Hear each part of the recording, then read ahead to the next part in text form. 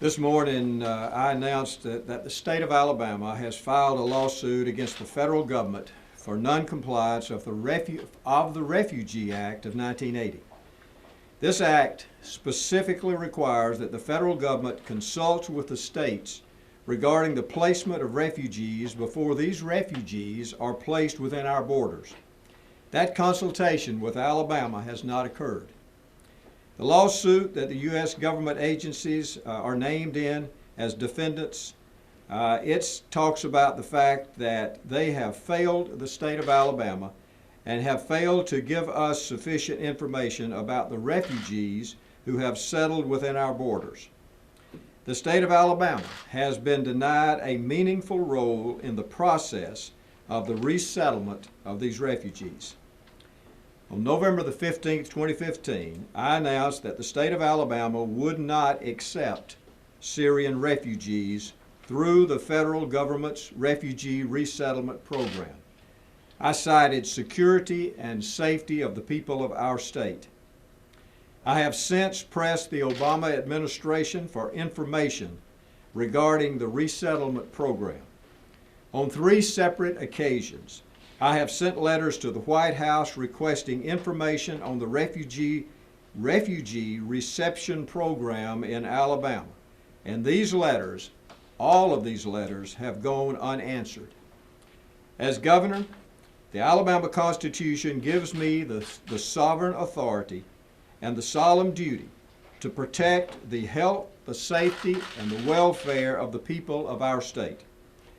The process and the manner in which the Obama administration and the federal government are executing the refugee reception program blatantly excludes the states.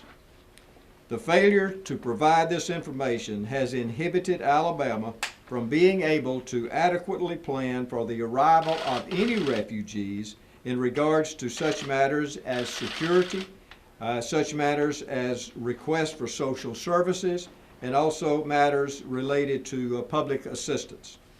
This action is in regard to consultation with respect to all refugees that the federal government has settled or intends to settle in Alabama, not just Syrian refugees. The lawsuit asked the court to award certain relief to the state of Alabama. First, we ask that there is a declaration that the defendants have breached their consultation duties and obligations to the state of Alabama under the Refugee Act of 1980. We also ask for a complete file on each of the refugees to include medical history. We also ask for certification by the federal government that these refugees pose no security risk. A declaration that the defendants may not place refugees within the state unless they fulfill those duties and obligations to the state is also asked for. My number one concern is the safety of the people of our state and making sure that this outdated, archaic, and dangerous process that excludes the states is eliminated. We simply cannot have a federal program that impacts states yet does not allow states any access to critical information. By filing lawsuit, my goal is to reform the way the U.S. Department of Health and Human Services and the State Department handle the refugee resettlement program and to ensure our state receives critical information. I'm going to stop and open it up for questions. What purpose does it serve the federal government to ignore your requests? I think it basically is just incompetence on the part of the federal government, and they're not obeying the laws that have been passed by Congress. They're not obeying the law that was passed in 1980 and then refined again in 1986. So they're not obeying their own laws, and that's what we're asking them to do.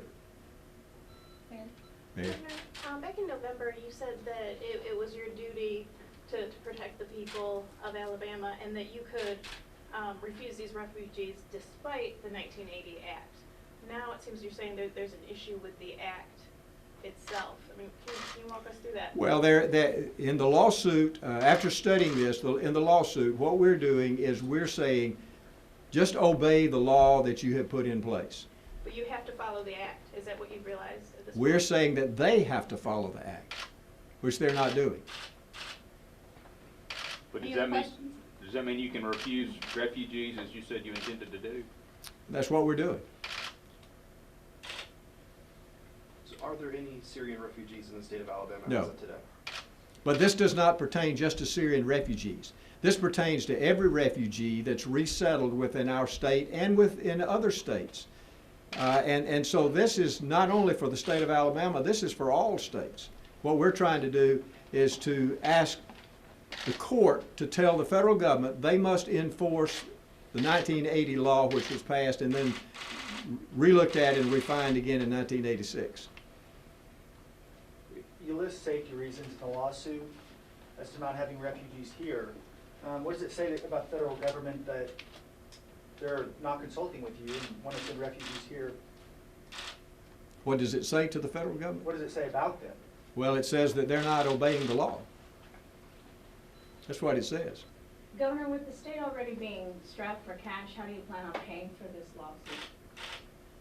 lawsuit? We have money that we could use to pay for this. This is, you know, obviously we are strapped for cash, but we think this is of such importance to the state of Alabama and to the people of this state that we believe that we should expend the money as necessary to fight this and make sure that we are protected on a state level.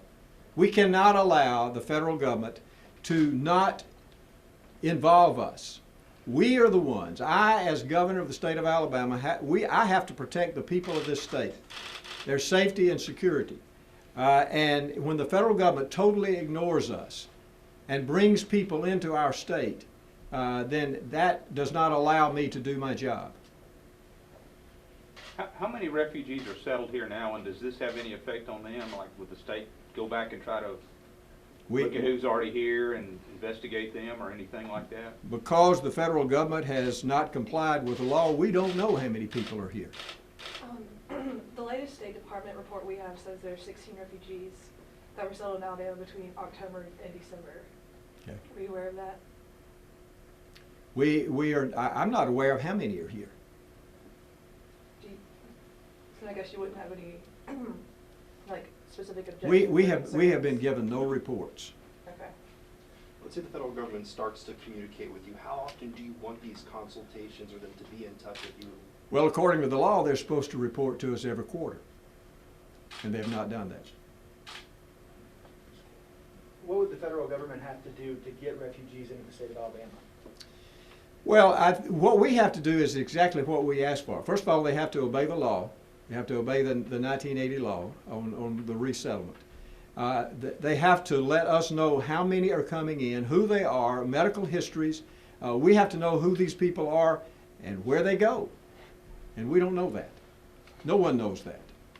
If they meet all those requirements, you would be happy then allowing refugees? If this is not about people. This is about a process. And their process is flawed. Their process needs to be revamped. And that's what we're trying to get done. We're trying to get them to redo the process. We're not against people. We're not even against refugees.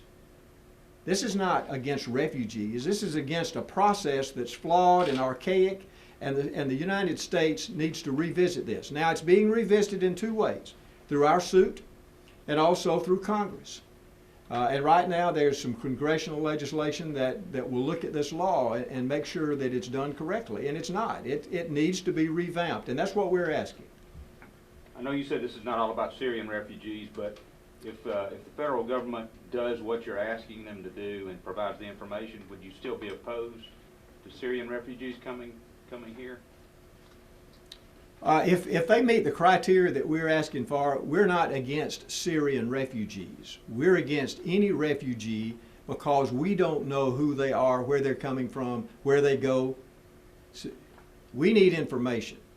And if I'm going to protect the people of this state and they're safe, made safe, then we have to know this, and we don't know it right now.